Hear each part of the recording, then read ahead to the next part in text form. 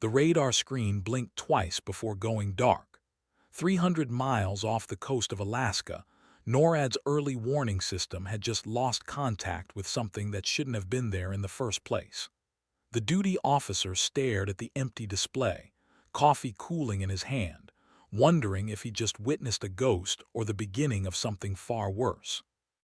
Outside, the midnight sun cast long shadows across Elmendorf Air Force Base, and somewhere in that amber twilight, a single contrail stretched across the sky like a scar. No transponder, no radio contact, just silence and the fading signature of something moving faster than anything had right to move in restricted airspace. The scramble alarm would sound in 40 seconds.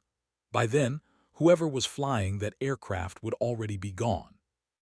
Colonel Marcus Vance received the alert in his quarters, still dressed from the evening briefing where he'd spent 2 hours explaining why budget cuts wouldn't compromise national security. He was good at speeches, better at politics, but the look on his face when he saw the radar plot suggested a man confronting something he'd buried years ago. His aide waited by the door, uncertain whether to speak. "Sir, should we?" Vance raised one hand, eyes fixed on the time stamp. "Get me Major Reeves. Now." His voice carried an edge nobody had heard since the incident 3 years prior, the one that ended with an empty chair at the officers' mess and a call sign struck from the duty roster. Back then, they'd called her Revenant. Captain Kiera Delacroix, 32 years old, 217 combat hours, and a fitness report that used words like exceptional and uncompromising in the same paragraph. She'd flown missions over Syria, where the rules of engagement were written in sand and rewritten by the hour. She'd brought damaged aircraft home on prayers and hydraulic fluid. She'd earned her place at the table in a community that didn't give places away for free. Then came the Senate hearing, the closed-door testimonials, and the quiet reassignment that everyone understood meant the end of a career. Her crime wasn't incompetence. It was being right when her superiors needed her to be wrong. The radar screen flickered back to life. The unknown contact was heading south now, descending through 40,000 feet with the kind of precision that suggested someone who knew exactly where every SAM battery and intercept vector would be positioned. Whoever was flying that F-22 Raptor wasn't running. They were making an entrance. Major Reeves arrived at Vance's office with his flight suit already half-zipped, ready to brief whatever crisis had dragged them both from sleep. What he found instead was his commanding officer standing at the window, watching the sky with an expression somewhere between dread and recognition. "She said she'd never come back," Vance said quietly. "You told her she had nothing to come back to." Reeves stopped in the doorway. "Kiera." The name hung in the air like cordite after a firefight.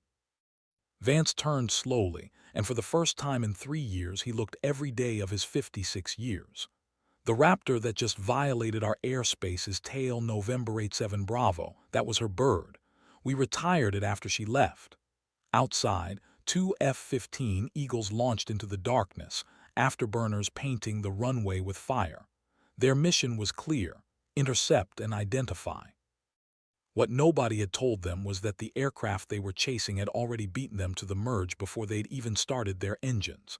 Somewhere over the Chugach Mountains, Kiera Delacroix leveled her aircraft at 28,000 feet and keyed her radio for the first time in 1,000 miles. Her voice came through crystal clear, no static, no hesitation. "Elmendorf Tower, this is Revenant, requesting permission to land." The tower went silent. Every controller on duty knew that call sign. Knew the stories, knew she wasn't supposed to exist anymore. The senior controller, a master sergeant named Hayes who'd been working traffic control since before most of his crew was born, reached for the microphone with a hand that didn't quite steady itself. "Revenant, Elmendorf Tower, authenticate Bravo Charlie 79er. It was protocol, the kind that covered your ass when the situation went sideways. But his voice carried something else too, hope, maybe, or disbelief. The response came back immediate, every digit perfect. Then Kiera added something that wasn't in any authentication table. "Hayes, tell Colonel Vance that payback's a bitch, but she flies smooth." The tower erupted. Half the crew didn't know whether to scramble fighters or roll out the red carpet. The other half was already pulling up her service record, trying to understand how someone who'd been administratively erased could be sitting in the cockpit of an aircraft that had been mothballed at Davis Monthan Boneyard for the better part of 3 years. Major Reeves grabbed the radio from Hayes. "Revenant, say intentions." A pause, long enough that the two F-15s climbing through 15,000 feet started arming their systems. Then Kiera's voice again, softer this time, carrying weight that had nothing to do with aircraft or altitude. "I'm here to finish what we started, Major, and I'm not asking for permission anymore." The F-15s reached intercept position 6 minutes later. Their lead pilot, Coulson Torch, had flown with Kiera in the early days, back when the squadron still believed in things like loyalty and second chances. He brought his Eagle alongside the Raptor, close enough to see into the cockpit, and what he saw made him forget every word of the intercept protocol he'd memorized. Kiera sat in the pilot's seat like she'd never left, helmet visor down, hands steady on the controls. But it was the fuselage that stopped him cold. Someone had painted 3 names along the aircraft's spine in letters small enough that you'd miss them from any distance greater than 50 feet. 3 pilots who hadn't come home. 3 empty chairs that the Air Force had filled with paperwork and reassignments and strategic forgetting. Torch keyed his radio. "Tower, Torch has visual. Confirming tail November 87 Bravo. Single occupant, no visible damage. She's..." He trailed off, searching for words that wouldn't sound insane. "She's flying it like she owns it." Because she did in every way that mattered. The Raptor wasn't just an aircraft to Kiera. It was vindication wrapped in titanium and stealth coating, proof that some things the military tried to bury had a way of clawing back to the surface. Vance's voice cut through the radio chatter, tight with control. "Revenant, you are ordered to proceed direct Elmendorf, maintain current altitude, and prepare for immediate landing. Any deviation will be met with appropriate response." It was the kind of order that sounded tough in briefings but hollow over the radio. Everyone listening knew Kiera could vanish into the mountains before the interceptors could even think about a firing solution. Instead, she clicked her transmit button twice, acknowledgement without words, and began her descent. The approach was textbook perfect, the kind that flight instructors showed to students as an example of how it should be done. Gear down at precisely the right moment. Airspeed managed within 3 knots of optimal. The Raptor kissed the runway like it was coming home after a weekend cross-country, not a black operation that had violated about 40 different regulations and possibly a few international laws. Ground crew surrounded the aircraft within seconds, but nobody approached the cockpit. They'd all heard the stories, even the young airmen who hadn't been on base when Kiera was still active duty. Ghost stories, some said. Legends, said others. The truth was probably somewhere between, in that gray space where competence became mythology because the alternative meant admitting the institution had failed someone who'd given everything. The canopy opened with a hiss of hydraulics. Kiera removed her helmet slowly, deliberately, giving everyone watching a good long look at the woman they'd tried to forget. Her hair was shorter than they remembered, pulled back tight. 3 years away from active duty had added lines around her eyes, but they weren't the kind that came from age. They were the kind that came from being right and paying the price for it anyway. She climbed down from the cockpit with the easy grace of someone who'd done it 1,000 times, boots hitting the tarmac with a sound that seemed louder than it should have been. Security forces had formed a perimeter, hands near their weapons but not quite on them. Nobody wanted to be the one who arrested a legend, even if the legend had just committed about a dozen felonies getting here. Colonel Vance pushed through the crowd, his face unreadable. For a long moment, he and Kiera just looked at each other, 3 years of silence and recrimination hanging between them like smoke. "You stole a decommissioned aircraft," Vance said finally. "Borrowed," Kiera corrected, "and she wasn't quite as decommissioned as your paperwork suggested. You violated restricted airspace, ignored multiple intercept attempts, and just committed career suicide for the 2nd time." Vance stepped closer, voice dropping. "What the hell were you thinking?" Kiera smiled, and it wasn't a friendly expression. "I was thinking that 3 years ago, I told you exactly what would happen if we didn't act on the intelligence I'd gathered. I was thinking that last week. Satellites picked up activity at the same coordinates I'd flagged. And I was thinking that maybe, just maybe, you'd be interested in knowing I was right. The crowd had gone silent. Even the ground crew had stopped their post-flight procedures, sensing they were witnessing something that would be talked about in ready rooms for years. Vance's jaw tightened. That intelligence was classified above your clearance. How did you? Because someone else believes me, Kiera interrupted. Someone with enough stars on their shoulders to make your career look like a field exercise. They gave me a plane. They gave me a mission. And they sent me here to collect you. She pulled a sealed envelope from her flight suit, the kind with enough official markings that everyone within eyeshot knew it meant something. Vance took it like it might explode, broke the seal, and read. Whatever was written inside drained the color from his face in real time. Major Reeves had worked his way to the front of the crowd. "Sir."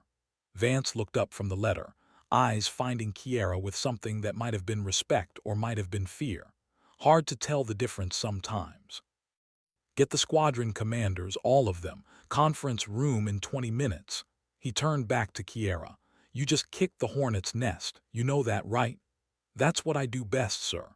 She said sir like it was a formality she was extending out of courtesy rather than obligation. Besides, somebody needed to. You all got comfortable. The conference room filled with skeptical faces and hostile body language.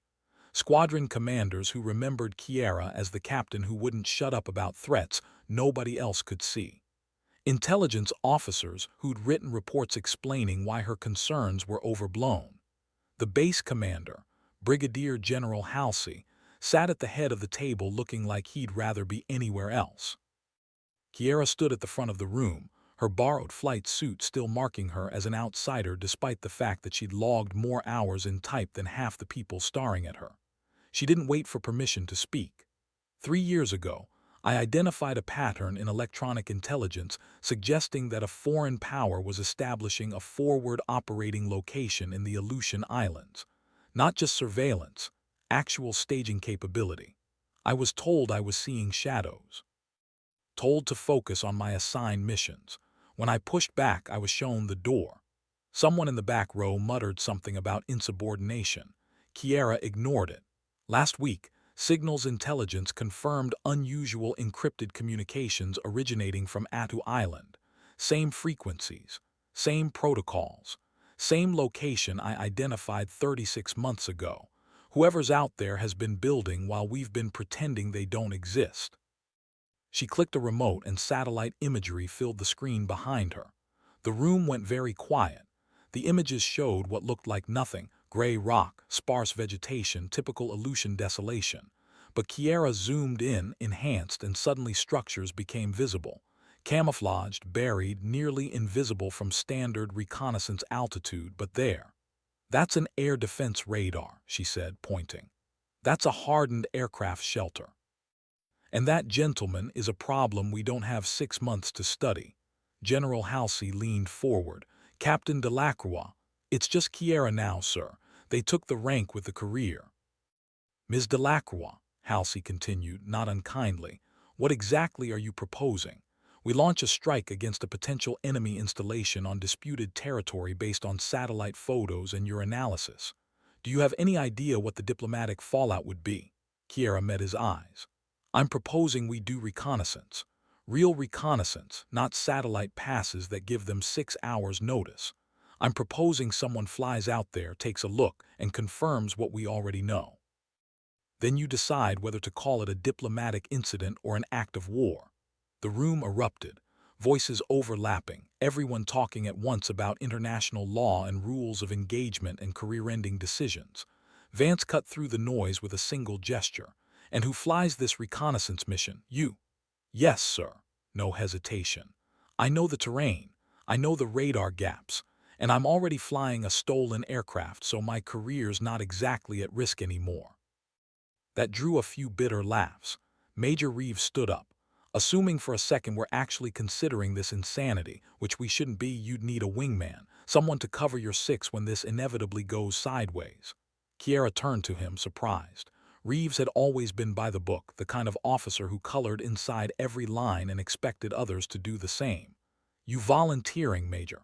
Hell no, Reeves said. But I'm also not stupid enough to think you'll wait for permission. So if you're going, someone with an actual commission better go with you, for legal purposes. General Halsey stood and the room fell silent. This conversation is over. Captain Delacroix, you are confined to base pending an investigation into your theft of military property. Major Reeves, you're dismissed. Colonel Vance, my office. Now. The meeting broke up with the kind of controlled chaos that follows controversial decisions. Officers filed out in tight groups, already forming opinions they'd share in bars and ready rooms. Kiera remained at the front of the room, alone except for the satellite images still glowing on the screen behind her. She'd known this was how it would go. The military didn't like being told it was wrong, especially by people it had already discarded. But she'd planted the seed, and seeds had a way of growing even in hostile soil. That night, confined to visiting officer quarters with the security forces airmen posted outside her door, Kiera sat on the narrow bed and thought about the three names painted on her Raptor's fuselage. Lieutenant Ryan Moss, killed when his F-16 went down over the Bering Sea during what should have been a routine patrol. Captain Jennifer Hale, lost with her aircraft during a training exercise that went wrong for reasons nobody could quite explain. Major Tom Bradshaw, who crashed on approach to Elmendorf 6 months after Kiera had been reassigned, his aircraft suffering catastrophic systems failure that the accident investigation blamed on maintenance error. 3 pilots, 3 accidents. 3 deaths that Kiera believed weren't accidents at all, but the early casualties of a conflict nobody wanted to acknowledge was happening. She tried to tell them, tried to connect the dots between electronic warfare signatures and aircraft losses and the slow, creeping presence of foreign intelligence operations in American territory. They'd smiled, thanked her for her diligence, and suggested she focus on flying rather than analysis above her pay grade. So she'd left. But leaving hadn't meant forgetting. And forgetting hadn't been possible when she'd watched 3 more funerals while civilian intelligence contractors told her maybe she'd been right all along. Someone knocked on her door, not the tentative tap of the guard checking in, but a solid 3-rap that carried authority. Kiera opened it to find Colonel Vance standing in the hallway, looking older and more tired than he had any right to look at 10 in the evening. "Can I come in?" It wasn't really a question. Kiera stepped aside. Vance entered, closed the door, and stood there for a moment like he was gathering words from someplace deep. "General Halsey chewed my ass for 2 hours. Wants me to court-martial you, ground your aircraft, and bury this whole thing so deep it never sees daylight." "But," Kiera asked, because there was clearly a but coming. "But then he got a phone call from the Pentagon, and after that phone call he got very quiet, signed some paperwork I'm not cleared to see, and told me that you and Reeves leave at 0500 tomorrow." Vance sat down heavily on the room's single chair. "Someone very high up believes you, Kiera. High enough that even Halsey can't argue. So now I'm here to ask if you're sure about this, because if you're wrong, it's just career suicide. But if you're right," he trailed off, the implications hanging between them. "If I'm right, then we've been losing pilots for 3 years while we pretended everything was fine," Kiera said quietly. "And I get to stop feeling like I'm crazy for caring." Vance nodded slowly. "I never thought you were crazy. I thought you were dangerous. To the status quo. To comfortable assumptions, to my career if I'm being honest." He looked up at her. "I'm sorry I chose my career over your warnings, for what it's worth." "It's worth something," Kiera said, "but it doesn't bring them back." The pre-dawn darkness was absolute when Kiera and Major Reeves met on the flight line. 2 F-22 Raptors sat waiting, pre-flighted and fueled, their angular profiles looking alien under the harsh work lights. Maintenance crews moved around them with practiced efficiency, running final checks on systems that couldn't afford to fail. Reeves looked at his aircraft, then at Kiera's, then at the woman herself. "I've been flying 17 years, he said. Air Force Academy, fighter training, 2 combat deployments, never once disobeyed a direct order. There's a first time for everything, Major. Call me Sam. If we're doing this, might as well skip the formalities." He extended a hand. "Sam Reeves, temporary wingman and permanent idiot." Kiera shook it. Kiera Delacroix, professional troublemaker. They suited up in silence, going through the rituals that every fighter pilot knows by heart. Check the harness. Test the oxygen. Run through emergency procedures one more time even though you could do them in your sleep. The mundane tasks that keep you alive when everything else goes wrong. Colonel Vance appeared as they were climbing into their cockpits. Rules of engagement are simple. You observe, you photograph. You do not engage unless fired upon. And if you are fired upon, you run like hell and let the diplomats sort it out after. Understood, sir, Sam said. Kiera just nodded. She understood the words, understood what they meant in the context of military operations and international relations. She also understood that sometimes rules of engagement changed when you were actually engaged, and planning for the mission you hoped to fly was different from executing the mission you got. They launched into darkness, afterburners turning night into brief, violent day. The Raptors climbed through 40,000 feet, leveling off in that thin space between Earth and void, where the sky turns black even at midday. Kiera settled into the familiar rhythm of high-altitude flight, her aircraft responding to control inputs with the kind of precision that made the F-22 legendary. Sam flew off her wing, maintaining proper spacing, professional and competent. The radio stayed quiet. They were running dark, no transponders, minimal communications. To the rest of the world, they were ghosts moving through restricted airspace on a mission that officially didn't exist. 2 hours into the flight, Sam broke silence. You ever think about what happens if we find nothing? If it's all shadows and bad intelligence? Every minute of every day for 3 years, Kiera replied. But I've also thought about what happens if we find something and didn't look. That keeps me awake longer. The Aleutian Islands appeared on her displays, a chain of volcanic rock stretching toward Russia like a broken bridge between continents. Remote, hostile, perfect for hiding things you didn't want found. Attu Island sat at the far end of the chain, closer to foreign territory than American, the kind of place where sovereignty was a matter of maps rather than presence. Kiera descended to 200 feet, skimming the waves. At this altitude, radar coverage was minimal, lost in ground clutter, and the chaos of ocean returns. Sam followed, his raptor riding the invisible turbulence of her wake. The island appeared as a dark smudge against darker water. Kiera activated her targeting pod, high-resolution cameras capturing everything as they made their pass.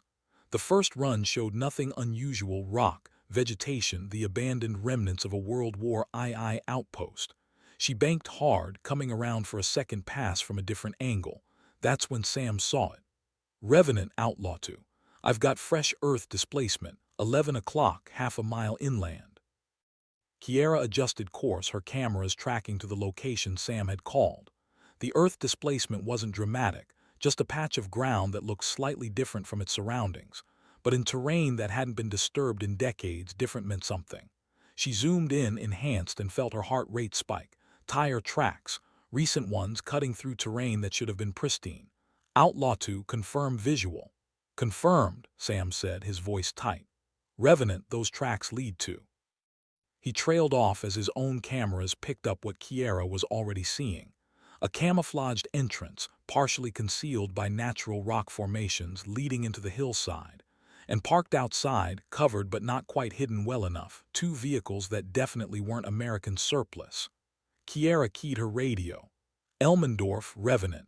Mission Package Delta confirmed. I say again, Package Delta confirmed. The response came from Colonel Vance, his voice carrying across 600 miles with absolute clarity.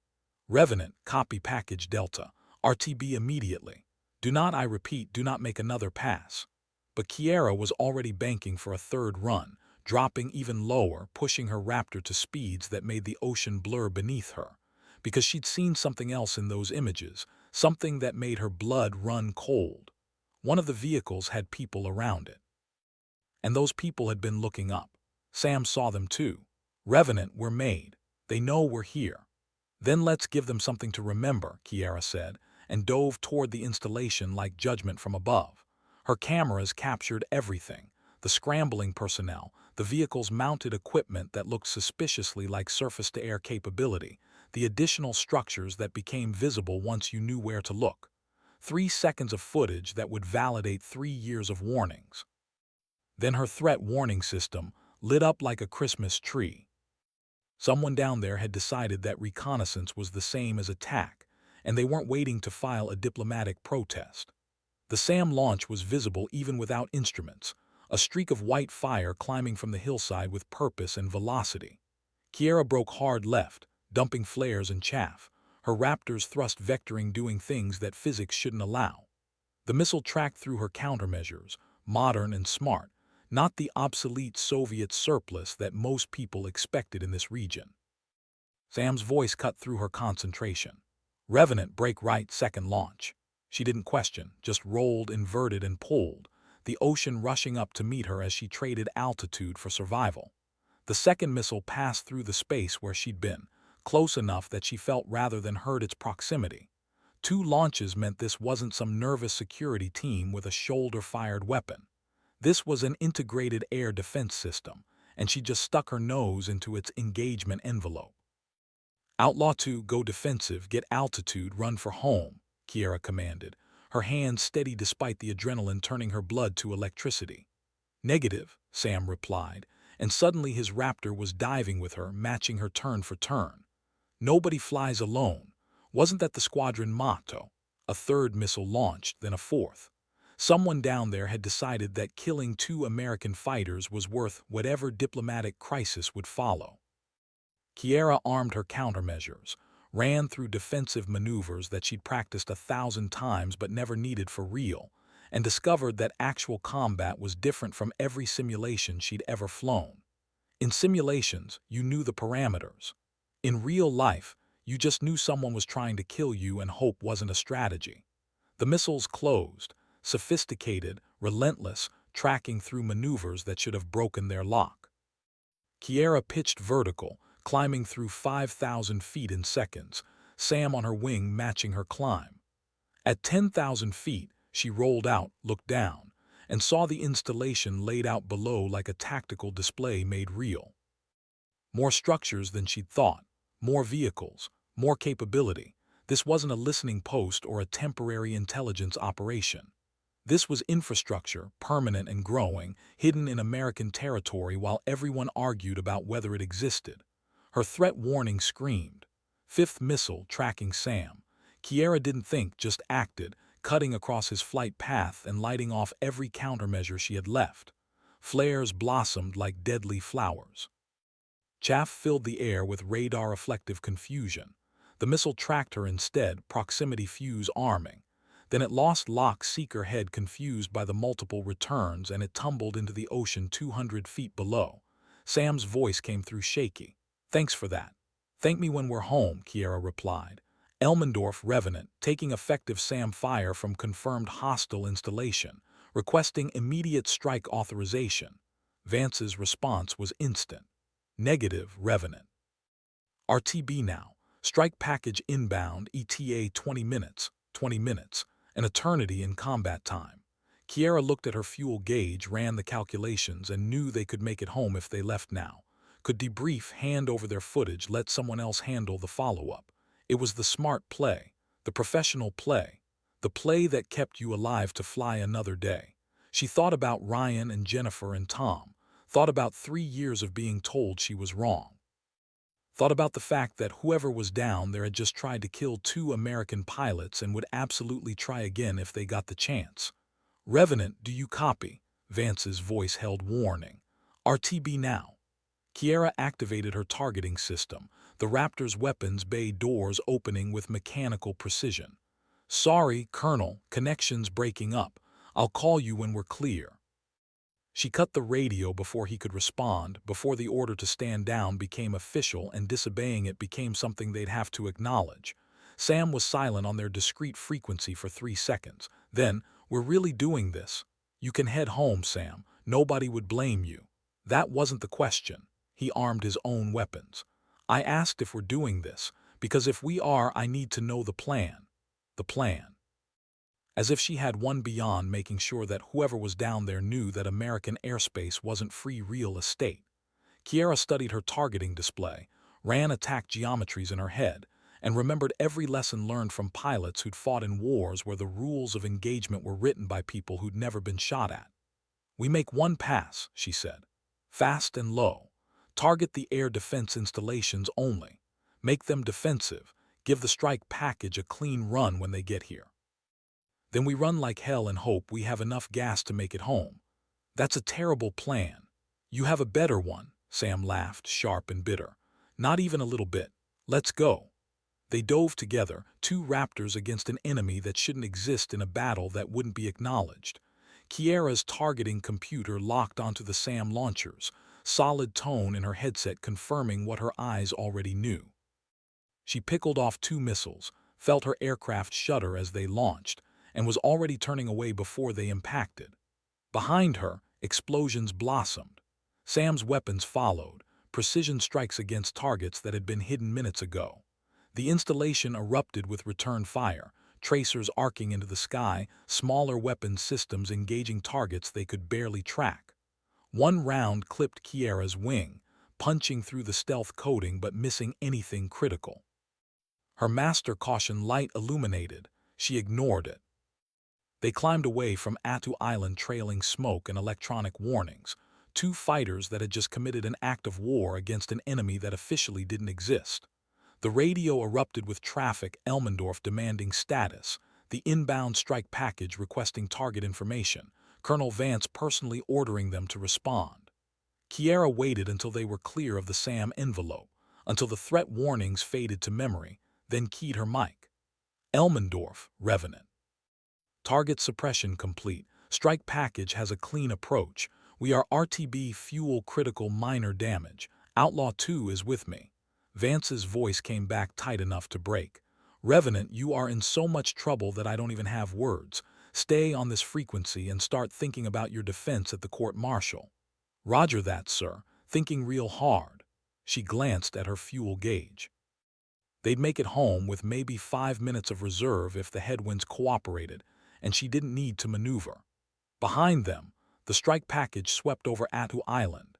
F-15E Strike Eagles with precision weapons and orders that had been cut somewhere above Vance's pay grade.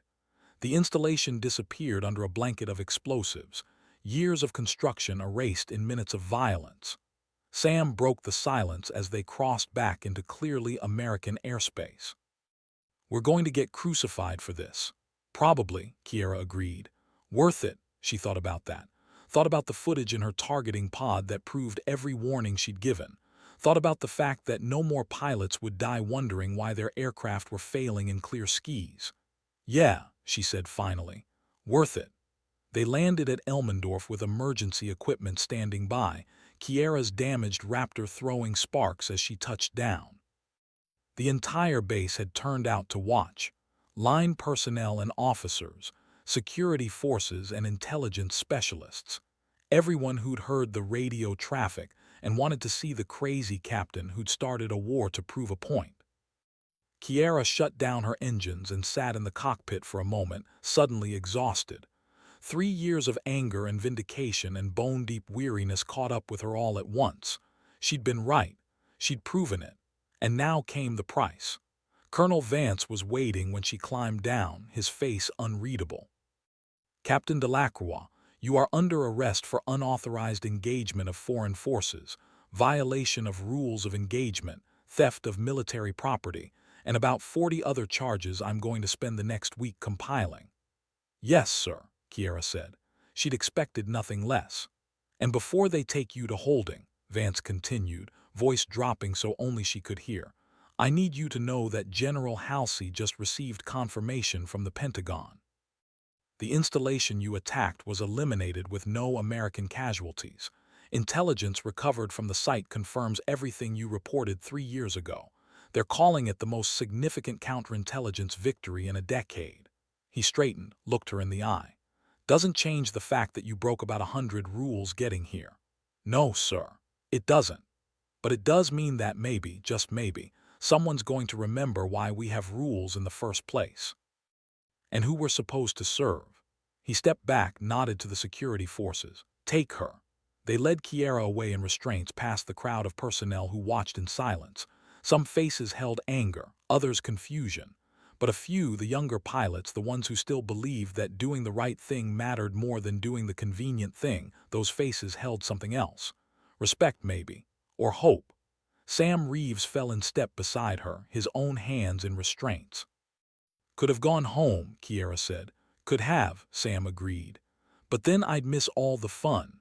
They were processed, photographed, and confined to separate holding cells. Kiera sat on the narrow bunk and waited for whatever came next. The investigation took 3 weeks. 3 weeks of depositions and testimony, of lawyers asking questions that had answers everyone already knew. The footage from her targeting pod was classified and reclassified, shown to committees who nodded grimly and issued statements about national security. The installation on Attu Island became a footnote in classified briefings, acknowledged but not discussed, the kind of truth that was too uncomfortable for public consumption. Kiera spent her time reading and thinking, and occasionally talking to the JAG officer assigned to her case. Captain Maria Voss was young, sharp, and deeply skeptical of military authority, exactly the kind of lawyer Kiera needed but hadn't expected to get. "They want to make an example of you," Maria said during one of their meetings. "But they also can't afford to have the details of what you discovered become public. So we're in this weird space where everyone knows you were right but they still need to punish you for proving it." "What's the best case scenario?" Kiera asked. "Dishonorable discharge, reduction in rank, time served." Maria flipped through her notes. "Worst case, you're looking at actual prison time. The theft of military property charge alone carries a 10-year maximum. And the realistic case? They offer you a deal. Plead to lesser charges, accept an other than honorable discharge, and disappear quietly.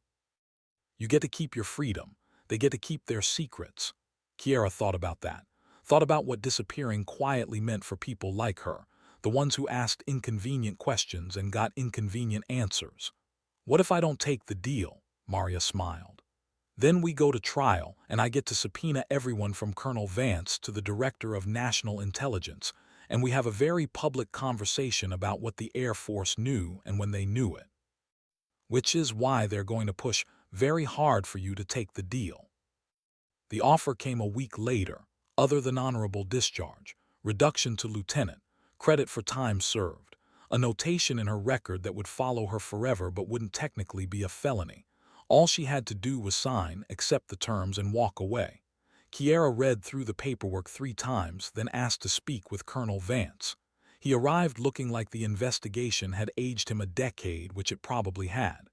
"You here to tell me to take the deal?" Kiera asked. "I'm here to tell you that you have a choice," Vance replied. "Take the deal and you walk away with your life more or less intact. Fight it and you